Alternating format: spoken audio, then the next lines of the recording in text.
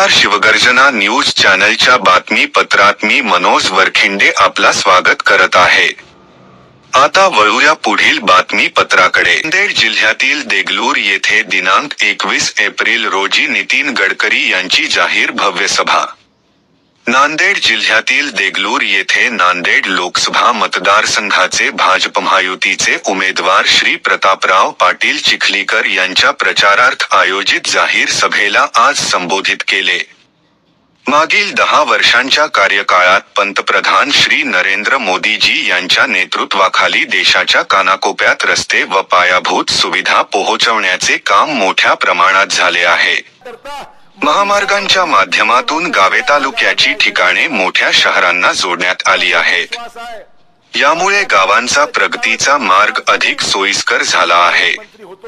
या पुढील काळात स्मार्ट सिटी सोबतच स्मार्ट व्हिलेजची संकल्पना देखील प्रत्यक्षात आणण्यासाठी आमचे सरकार प्रयत्नशील आहे। आतापर्यंत जनतेने आमच्यावर दाखवलेल्या विश्वासामुळेच हे शक्य झाले आहे। देगलूरचं मतदान एकतर्फी झालं पाहिजे ही हात जोडून विनंती आपल्या सर्वांना मला करायची आहे। आणि म्हणून अधिक वेळ न घेता गडकरी साहेबांचं बावनकुळेजींचं स्वागत करून आपली रजा घेतो। उपस्थित माझ्या बांधवांनो आणि बहिणींनो,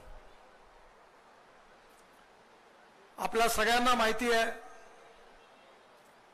की आपल्या सगळ्यांचा विकास झाला पाहिजे। आपल्या